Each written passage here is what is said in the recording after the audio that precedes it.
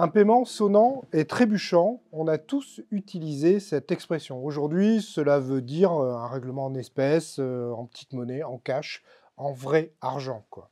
Cette expression repose sur une autre réalité. Elle illustre la nécessité de lutter contre la fausse monnaie.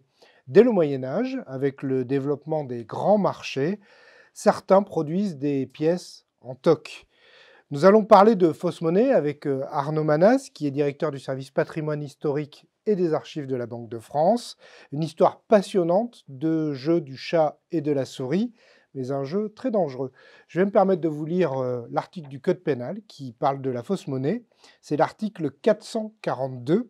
La contrefaçon ou la falsification des pièces de monnaie ou des billets de banque ayant cours légal en France ou émis par les institutions étrangères ou internationale habilitée à cette fin est puni de 30 ans de réclusion criminelle et de 450 000 € d'amende.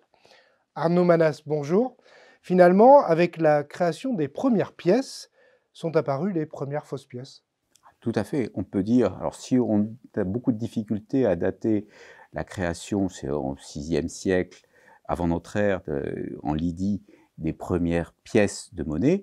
Par contre, on peut être sûr que les premières fausses pièces ont dû suivre de quelques semaines, voire de quelques jours, la création des vraies monnaies.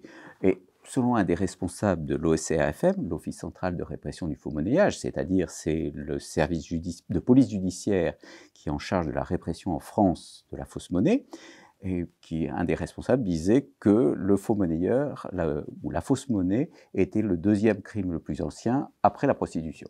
Donc c'est un crime très ancien et qui a toujours été extrêmement réprimé, puisque c'était considéré comme un crime de lèse-majesté, et c'était la mort assurée pour les faussaires. Alors, pendant le Moyen-Âge, c'était ébouillanté, on le faisait cuire à petit feu ou à grand feu dans une marmite, et après la Révolution, c'était la guillotine. Ça s'est arrêté jusque dans les années 1830, et après ça a été le bagne à perpétuité, et comme vous l'avez rappelé, ensuite 30 ans de réclusion criminelle. Oui, ce qui est la peine la plus élevée en France, 30 ans de réclusion C'est le criminelle. plafond, Oui. c'est le plafond. C'est pour montrer que le faux monnayage et la fausse monnaie, c'est un crime extrêmement sérieux. Alors, ces premières fausses pièces, par exemple, celles du 5e ou 6e siècle avant notre ère, comment elles sont fausses? Comment on fabrique des fausses pièces à cette époque-là? Alors, il y a plusieurs. Alors, si on remonte l'histoire de la monnaie, les premières pièces en monnaie, en Lydie, sont en électrum. L'électrum, c'est un alliage naturel d'or et d'argent.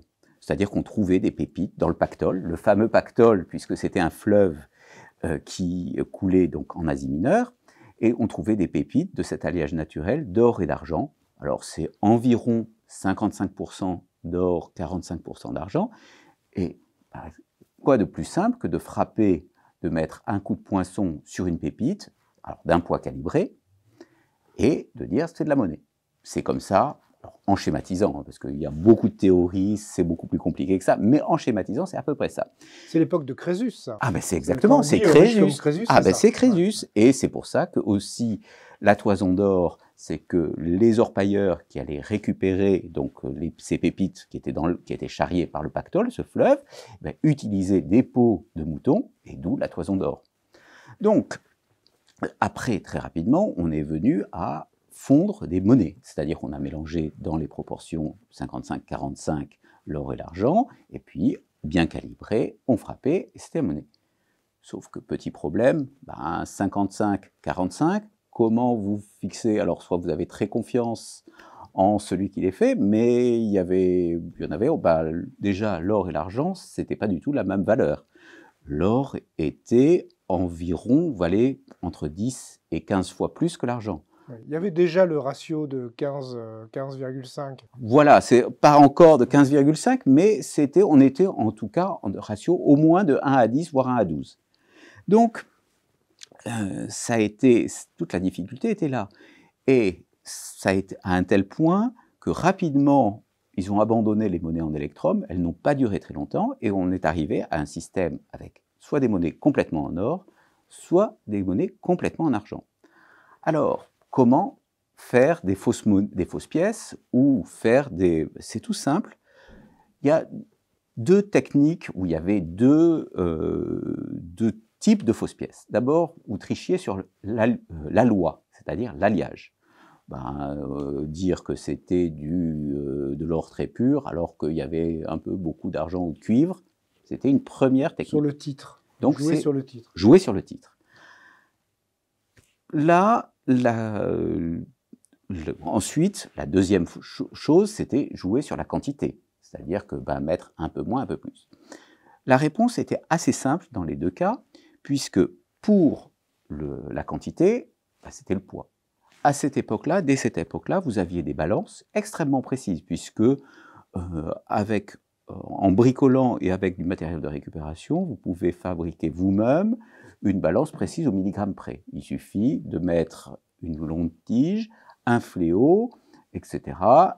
Et vous arrivez, donc on savait peser quasiment au centigramme, milligramme voire centigramme des pièces. Donc ça, c'était assez facile de vérifier. Le trébuchet, c'était quelque chose qui était répandu chez les commerçants, donc vous pouviez voir que la pièce pesait bien le bon poids. C'est notre expression trébuchante. Trébuchante, exactement. On n'avait pas triché sur la quantité. Après, c'est sur la qualité. Alors, comment vérifier que l'or, que vous avez bien de l'or, et non pas un alliage d'or et d'argent, ou d'or, d'argent et de cuivre, etc. Alors, c'est là que intervient la pierre de touche. La fameuse pierre de touche, donc, qui était appelée pierre lydienne aussi, parce que les monnaies ont été inventées en Lydie, donc en Asie mineure. C'est tout simplement un bloc, alors ça c'est une pierre de touche synthétique, mais c'était un bloc d'une pierre noire, et sur laquelle on allait tester, enfin faire une trace d'une monnaie ou de n'importe quel objet d'or. Donc on le grattait comme ça, et ensuite, et c'est là l'autre important, on avait des aiguilles ou un toucheau, là c'est un toucheau moderne, et juste à côté, on grattait, quand on pensait, on se dit, ça va être peut-être du 22 carats, on faisait une autre touche, et ensuite, visuellement, on comparait les deux. Donc c'est de la colorimétrie. C'est de la colorimétrie, c'était de la colorimétrie pure. Et avec cette technique-là, un long entraînement, on arrivait à une différence à reconnaître au demi-carat près. C'est très important. Alors, par la suite, mais il ne faut pas le confondre, l'acide, ça n'interviendra qu'au XIXe siècle, puisque à cette époque-là, on ne connaît pas encore les acides. Et donc, c'est une méthode purement colorimétrique, extrêmement efficace. Alors, on peut se poser la question, mais pourquoi ne pas comparer directement la pièce et l'aiguille de référence? Pourquoi passer par l'intermédiaire de cette pierre de touche? Il peut y avoir du plaqué, par exemple. Enfin, il peut y avoir une couche... Pas du tout. C'est-à-dire que le plaqué, parce que si le plaqué est suffisamment épais, ça passera. En fait, c'est que la couleur d'une pièce d'or dépend essentiellement, enfin dépend fondamentalement de son état de surface. Vous pouvez avoir, si vous avez une pièce qui est très rugueuse, vous allez avoir des tas de petites aspérités et donc des multiples réflexions qui vont modifier la couleur. Et donc, ça va rendre le système, ça ne va pas pouvoir le voir. Donc, alors que si vous avez sur une pierre de touche deux traits qui sont faits sur la même pierre de touche avec les mêmes aspérités, etc., vous allez pouvoir comparer ce qui est comparable. D'où donc le système de la pierre de touche, qui permettait de voir si vous êtes à 23,5, 22 carats ou 24 carats. Mais les commerçants sur les marchés n'avaient pas de pierre de touche, ou ils avaient tous leur pierre de touche, ils vérifiaient, ou il y avait un intervenant extérieur qui venait faire un peu de vérification? Alors, bon, c'est là qu'il faut distinguer ce qui est or de argent.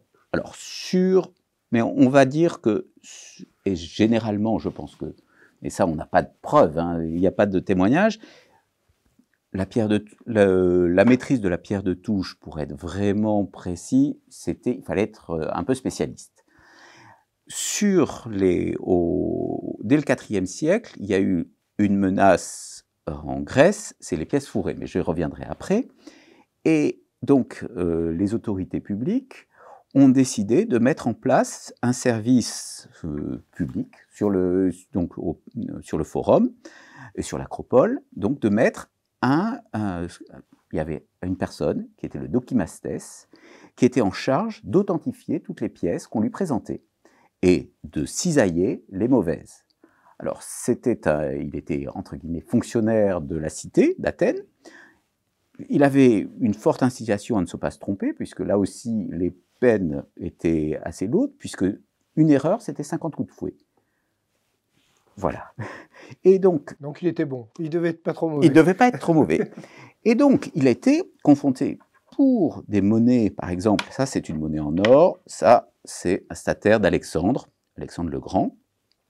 C'était, on va dire, relativement facile de vérifier la loi, etc. Mais les fraudes, elles n'étaient pas là-dessus. Ce qui est la principale menace, donc on a dit, il y avait soit on trichait sur le titre, soit sur la masse. Mais la principale menace qui est intervenue, et c'est pour ça qu'on a créé le dokimastes, c'était les pièces fourrées. C'est-à-dire les pièces fourrées, vous prenez, c'était surtout pour l'argent, vous prenez un alliage de cuivre, vous mettez du cuivre ou du bronze, et vous entourez d'une fine feuille d'argent. Alors pour faire la feuille d'argent, c'est très simple, vous prenez une pièce authentique d'argent, vous la battez, vous l'écrasez, et vous en faites un grand carré, vous récupérez une toute petite partie, et ensuite donc vous mettez que 1% d'argent, et tout le reste, c'est du cuivre. Et donc vous avez, si c'est assez épais, ben, vous pouvez même, que ce soit de l'or ou de l'argent, à la pierre de touche, vous ne le voyez pas. Alors, il faut l'entailler. C'est pour ça que dans les pièces anciennes, vous voyez de temps en temps des petites entailles, puisqu'on testait avec un objet tranchant, on regardait si le cœur, il était bien en argent ou en or. Et c'est aussi l'expression mordre dans la pièce, ça revient à ça ou c'est pas tout à fait ça, les pirates qui mordent leur pièce d'or? Ça c'est après, mais j'y reviendrai. Donc à cette époque-là, donc vous faites des entailles, mais là aussi, il y a un risque, c'est vous faites les entailles, vous risquez d'avoir un client pas content et quelques coups de fouet. Ah aussi. Bon, donc, comment trouver la parade à ça? Eh bien, tout simplement, là on a des témoignages, c'est en faisant sonner les pièces. Donc on arrive sur le mot sonnante. Exactement. Alors, il se trouve que les pièces de l'Antiquité ne sonnent pas du tout bien. Mais avec de l'entraînement, je suis sûr que le dokimastes pouvait se dire, l'essayeur pouvait connaître. Et après, donc, ça a été le moyen de voir sur les pièces fourrées. L'autre aspect, parce que les autorités ne sont pas restées insensibles à ce problème-là, donc comment lutter contre le faux monnayage et rendre la tâche la plus difficile possible pour le faussaire? Eh bien, ça a été en aplatissant les pièces. Les aplatir, c'est-à-dire avec la même quantité d'or, mais en les élargissant de plus en plus, en les rendant de plus en plus fines. Ça fait qu'il est de plus en plus difficile de les fourrer parce que, à la limite, la pièce la plus fine possible, si elle fait moins de 1/2 millimètre d'épaisseur, s'il vous faut 0,2 mm pour chaque feuille, bah, il ne reste plus rien, c'est plus rentable. Donc ça, c'est le premier point. Et le deuxième aspect, c'est que plus vous les amincissez, plus elles deviennent sonnantes. Et donc ici, alors ça, je reviendrai, ça, ce n'est pas une pièce, mais ça a exactement la même taille, forme et caractéristiques que les monnaies de Philippe le Bel. Déjà, ça sonne un peu mieux. Ça, c'est un Napoléon, une pièce de 20 francs. Qui sonne bien. Et après, on arrive à cette pièce, à ce florin autrichien, qui sonne encore mieux. Et c'est pour ça qu'on a eu une évolution en disant le sonnant vraiment un des moyens favoris, ou des plus réputés et des plus sûrs, pour tester l'authenticité des pièces. Ce qui fait que jusque pendant tout le 19e siècle, vous aviez dans les guichets, dans les comptoirs chez les commerçants, une petite coupelle en marbre qui permettait discrètement de faire tomber les pièces et d'être sûr que la pièce était bien sonnante et trébuchante. Alors, est-ce que les faussaires ont eu beaucoup d'imagination? J'imagine que oui, le jeu du chat et de la souris. À partir du moment où on a trouvé des techniques pour rendre les pièces sonnantes, est-ce que eux ont inventé des choses pour encore une fois arriver à faire des fausses pièces? Exactement. C'est une évolution perpétuelle, c'est-à-dire qu'une fois que vous avez une avancée, c'est l'obus et la cuirasse, hein, ça a été la perpétuelle évolution. Donc, avec des techniques, au fur et à mesure que les techniques ont avancé, vous arrivez à faire des plaquages de plus en plus fins, puisque une feuille d'or, avec 1 gramme d'or fin, vous arrivez à faire une surface d'1 mètre carré, de 1 micron d'épaisseur. Donc vous pouvez dorer avec une feuille d'or très fine. Ensuite, vous avez au 19e siècle l'invention de la galvanoplastie, etc., etc. Un autre aspect aussi, c'était toujours les méthodes physiques pour tester l'authenticité des pièces. C'était la densité. Donc la densité, on va dire, la densité, elle, ne ment pas. Dans le sens où vous pouvez faire ce que vous voulez, le poids, vous pouvez mettre ce que vous voulez à l'intérieur, le poids, il ne change pas, vous le mesurez. De même, le volume. Et on connaît tous l'histoire d'Archimède et de son Eureka, mais il faut savoir que le Eureka d'Archimède, c'est parce qu'il avait été confronté à, non pas un problème de faux monnayage, mais un problème de faux. Le roi Hieron II de Syracuse avait commandé à un orfèvre une couronne de laurier. Et il lui avait remis, à cet orfèvre, une somme, une quantité, un poids déterminé d'or. L'orfèvre lui avait rendu la couronne faite. La couronne pesait exactement le même poids. À la suite d'une dénonciation, on dit que l'orfèvre, en fait, il avait mis de l'or, que c'était du plaqué or, et qu'à l'intérieur, il avait mis du cuivre, et qu'il avait gardé le reste pour lui. Mais comment faire pour voir, sans détruire la couronne, parce que ce n'était qu'une accusation. Et donc, le roi Hieron a posé la question à Archimède, qui a réfléchi beaucoup, puis en prenant son bain, selon l'histoire classique, qui a plongé un corps dans de l'eau. Et il a plongé son corps dans de l'eau, il a vu le débordement, et c'est là qu'il a dit son fameux « Eureka, j'ai trouvé », eh bien, il a vu, il a compris que ce qu'il fallait faire, c'était plonger. Il a demandé au roi de lui redonner la même quantité d'or initiale, la plonger dans un récipient d'eau, a recueilli l'eau qui a débordé, puis il a pris la couronne, qui était en alliage ou qui était fourrée, l'a plongée dans l'eau. Normalement, si elle avait été pure, il aurait dû y avoir le même débordement, sauf qu'il y avait plus de débordement. Ça veut dire que le volume était plus grand, donc la densité était plus faible. Et donc c'est comme ça qu'a été découverte cette méthode, on va dire infaillible, pour contrer le faux monnayage. Alors ça a été perfectionné ensuite par Galilée, vers le XVIe, XVIIe siècle, donc avec la balance hydrostatique, mais bon, ça qui est encore utilisé. Et puis, tout était pour le mieux dans le meilleur des mondes, parce que l'or est le métal le plus dense qui soit. Enfin, jusqu'à la découverte... Du tungstène. Non, du platine avant. Ah oui, le platine, puis le tungstène. Voilà, le platine. Le platine est découvert à la fin du XVIIIe siècle. Alors, on considère que c'est un résidu de l'or et de l'argent. C'est pour ça qu'on dit platine, c'est petit argent, et que ça n'a pas de valeur, ou très peu de valeur. Sauf que, énorme avantage, ça pèse, c'est densité 21,4, donc c'est plus lourd que l'or, donc on peut rajouter un peu d'un autre métal pour baisser la densité, et vous avez des faux quasiment parfaits. Et donc, problème avec le platine, Et ensuite, c'est découverte au XIXe siècle, mais industrialisation véritable à la fin du XIXe, début du XXe siècle, le tungstène qui, lui, alors là, encore plus dangereux, puisqu'il a la même densité que l'or. C'est le tungstène qu'on retrouve dans les faux lingots. Exactement. Dans les fausses barres et les faux lingots.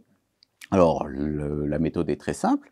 C'est vous prenez un authentique lingot ou une authentique barre, vous percez des trous, vous retirez l'or et vous mettez des mèches de tungstène qui ont exactement, donc là, qui auront le même poids. Vous rebouchez, vous polissez et vous avez des beaux lingots ou des belles barres fourrées au tungstène. Alors, comment là, les trouver? C'est-à-dire que avec ça, problème, vous n'avez sur le poids et la densité aucune différence. C'est opaque au rayon X. Donc la seule, une des rares méthodes, ensuite les méthodes de surface, paire de touches, bien évidemment, vous ne voyez rien. Même la fluorescence X. Donc la méthode qui est utilisée, c'est l'échographie, puisque vous avez donc échographie médicale. Je peux vous dire que donc une banque centrale qui est venue récupérer ces barres d'or il y a quelques années avait loué en France un matériel d'échographie chez un obstétricien pour tester pour être que ces barres d'or. Donc vous avez, ça permet de voir puisque on envoie des ultrasons, ils sont réfléchis ou pas. Si la barre est parfaitement homogène, ils ne sont réfléchis qu'une fois sur le fond de la barre. Si elle est inhomogène, c'est-à-dire si vous avez des petits trucs en tungstène dedans, vous voyez des réflexions secondaires. Et vous voyez tout à fait. Alors après, ce que vous faites, vous la faites cisailler et vous voyez ce qu'il y a dedans. Alors cisailler une barre ou un lingot, c'est moins grave que de couper une pièce en deux. Oui, c'est moins. Bien sûr. On peut la reconstituer. C'est-à-dire qu'il y a un coût, mais ce n'est pas tout à fait. Vous ne perdez pas, entre guillemets, la garantie de l'État et le fait que c'est une pièce, c'était une pièce. Ou en tout cas, si c'est une pièce de collection. Est-ce qu'il y a des grandes histoires de fausses monnaies avec des pièces référentes connues comme, je sais pas, le Napoléon, les Louis d'or avant, ou finalement, c'est au fil du temps, il y a toujours eu des faux pour toutes les pièces? Alors, il y a des faux dans toutes les époques. Les faux sont des faux qui ont été faits, qui sont contemporains et qui se collectionnent. Il y a des collectionneurs qui se spécialisent dans les fausses pièces depuis de l'Antiquité jusqu'à nos jours. On ne parle pas des pièces fautées. Non. On est bien d'accord. On ne parle pas des épreuves qui manquent un chiffre, etc. Et puis surtout, juste avant l'époque moderne, c'était. Oui, elles sont pas la reproductibilité n'est pas parfaite, on va dire. Non, vous avez les fourrés, les premières fourrées, les pièces d'un mauvais alliage, les pièces, etc., etc. Ça, vous en avez tout le temps. Alors, il y a quelques épisodes qui sont intéressants. C'est, par exemple, Philippe le Bel, roi faux-monnayeur. Donc, il a été accusé d'être le premier roi faux-monnayeur, c'est-à-dire qu'il avait fait frapper ses agnelles ou je ne sais plus le terme exact, ou ses écus, en or avec 2 alliages différents. Donc il y en avait qui étaient à 23,5 carats et les autres à 21 carats. Bon, il avait un peu triché.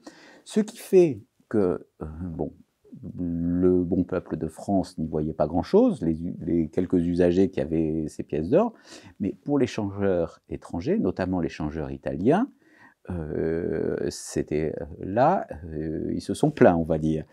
Et c'est pour ça que vous avez, dans la Divine Comédie de Dante, il est accusé d'être le roi faux-monnayeur et de finir en enfer.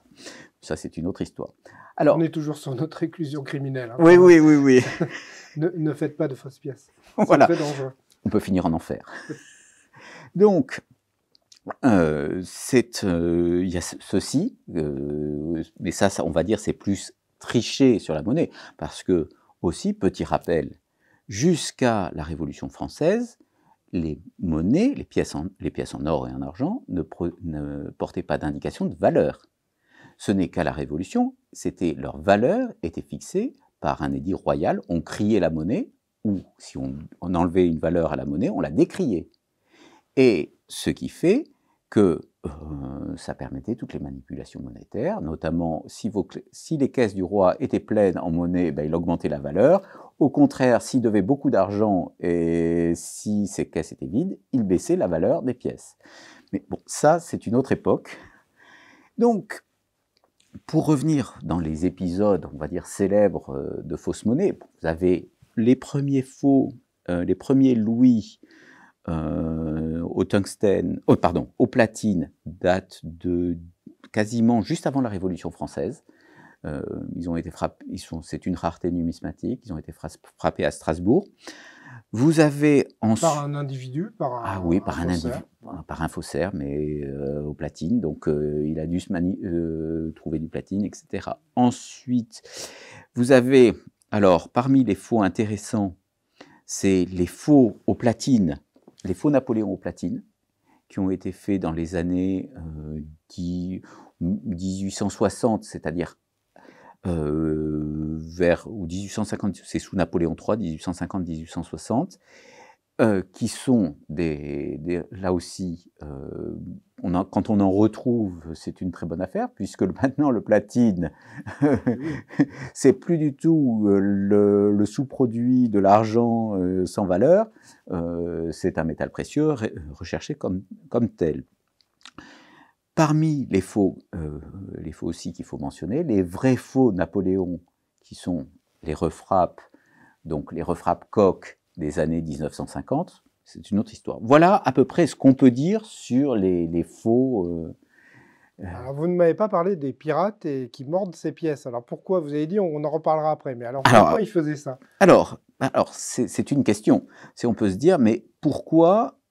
Comment mesurer, comment voir si une pièce est authentique ou pas? Alors, on sait que plus l'or est pur, plus il est mou. Alors que plus il est allié avec un autre métal, comme de l'argent ou du cuivre, plus il va être dur. On sait que le pic de dureté, c'est à 75% ou 750 millièmes ou 18 carats. C'est-à-dire que c'est, en fait, quand on raisonne en carats ou en millième, c'est en masse. C'est-à-dire qu'on dit il y a 75% d'or, 25% d'argent en masse.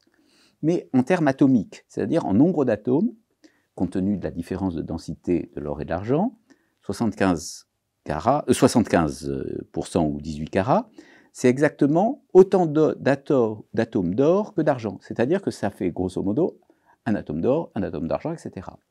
Et c'est ce qui rend cette hétérogénéité, le rend le plus dur possible, puisque l'argent pur sera plus pur, l'or pur sera l'argent pur sera plus dur, et de même pour l'or. Donc, on se disait, on doit pouvoir mesurer, est-ce qu'il y a une différence de dureté? Alors, pour les pirates, on a tous en tête les films où le pirate à qui on remet une pièce en or va le porter à sa bouche et le mordre. Mais c'est du folklore. C'est du Hollywood, on va dire. Parce que, déjà, j'imagine mal un pirate demander poliment en paiement votre pièce n'est pas bonne, je vous l'arrange. Je pense que c'était pas en échange, je pense que c'était y piller et puis y réfléchissait après, déjà. Mais surtout, la question, on peut... Alors, j'ai fait des essais, donc là, ici, ce sont 4, j'avais fait faire, parce que rien ne vaut l'expérimentation, c'est 5 disques, donc ça, c'est de l'or pur, 24 carats, ça, 23, ici, 21, 18 et 22. Donc, faire des expérimentations pour savoir. Alors, je ne vais pas les remordre ici. Hein, mais on voit bien. On voit, que et surtout, était très, très, et surtout on le tord comme ça. Tandis que celle-là, 18 carats, vous avez beaucoup plus de difficultés à le tordre. Donc, est-ce qu'on peut le voir? Donc, c'est sûr qu'entre 24 et 18 carats, c'est très facile, mais il n'y a pas besoin de le mordre, il suffit de le plier à la main. Par contre, entre 24 et 23, ou 23 et 22, ou 24 et 21, vous ne le voyez pas en le mordant. Et c'est surtout, ce qui est intéressant, c'est que cette image du pirate tordant la pièce dans sa bouche, ça vient du film de Charlie Chaplin, The Immigrant, où il y a une scène assez mythique, où on le voit, Charlie Chaplin a ramassé une fausse pièce en plomb, qui ne trompe personne, et il s'en sert pour payer dans un restaurant, et il y a le serveur qui la tord. Bon, je passe les détails. Et il y a une telle force visuelle dans ce gag et dans ceci que ça a été repris dans le cinéma, dans tous les films de pirates, mais aussi dans la bande dessinée, puisque dans un des Tintins, il y a la même chose, etc., etc. Voilà. Alors, vous adorez l'expérimentation, et je voudrais qu'on termine par cette expérimentation que vous avez conduite sur le sonnant.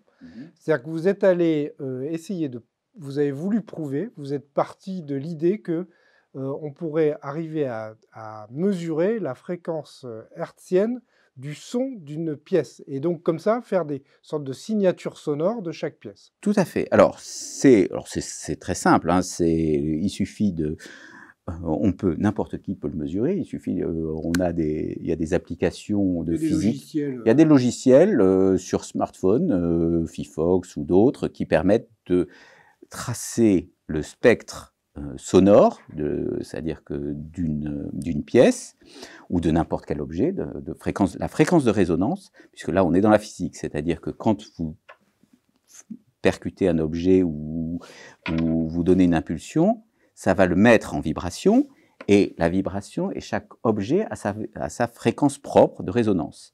Cette fréquence va dépendre de la dimension, donc de la taille, de l'épaisseur, de la composition du métal, de son élasticité, etc. Il y a tout un certain nombre de paramètres, et donc on a une belle formule qui n'est pas loin, alors toute chose étant égale par ailleurs, de celle des cloches. C'est-à-dire que les cloches aussi, c'est du métal que vous mettez en vibration, etc.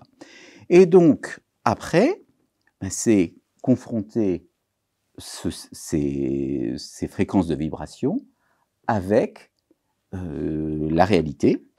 Donc, j'ai fait des expériences en prenant avec les pièces de 20 francs, tout simplement, avec les pièces de 20 francs authentiques et les pièces de 20 francs au platine. Parce que la question, c'était comment, au XIXe siècle, faisait-on pour les authentifier? Or, je sais qu'à la Banque de France, puisque j'ai vu, il y avait une collection de pièces comme ça, et on apprenait aux agents de caisse, aux agents de recettes, comment les authentifier. Et donc, c'était par le son. Et donc, pour vérifier s'il fallait une formation spéciale, si elle est particulièrement musicien ou pas, avoir l'oreille absolue ou pas. Donc, j'ai fait des expériences. Alors, calculer déjà les différences de fréquence. Il y a pas loin de 1000 Hz de fréquence, donc ça donne une bonne marge de manœuvre et de distinction entre la pièce en platine et la pièce en or. Et ensuite, est-ce qu'on peut le reconnaître? Et donc, parce que c'est quand même dans le très aigu, on doit être à 6 ou 7000 Hz, donc on est dans les sons quand même très aigus, et donc, mais on peut le faire. Et n'importe qui, avec un peu d'entraînement, fait sonner sa pièce et peut arriver à le faire. Et pour calculer n'importe quelle pièce. Alors, il se trouve qu'on m'a remis une fois une pièce, une grosse pièce, c'était australienne, pure, assez grosse, et je ne savais pas, en me demandant si elle était authentique ou pas. Bon, n'étant pas expert, alors la personne avait regardé au fluorescence X, etc., la pierre de touche, c'était bon. Comment faire? Il y avait la physique est d'un grand secours dans ces cas-là. J'ai fait deux choses: teinter la pièce, donc en calculant, c'était bien, parce que j'avais pas de pièce de référence. Vous n'aviez pas de vrai. De vrai, mais les calculs montraient que c'était la bonne fréquence. Et surtout le magnétisme, puisque l'or a des propriétés magnétiques différentes de celles du tungstène. Donc, dans un cas, ça va repousser, dans l'autre, ça va attirer. Donc, c'est classique, mais voilà. Très bien, merci beaucoup Arnaud Manas. Encore un entretien extrêmement passionnant. On vous rappelle que quand vous achetez des pièces ou des lingots, essayez plutôt de vous adresser à des professionnels et des gens qui sont sûrs, plutôt que d'essayer de trouver ça sur des sites d'enchères avec des provenances exotiques, voire inconnues. Parce que le faux, ça se poursuit, les fausses pièces, ça existe encore. Aujourd'hui, il y a plein de techniques, vous l'avez compris, les professionnels les utilisent. Et donc, adressez-vous plutôt à eux. Merci.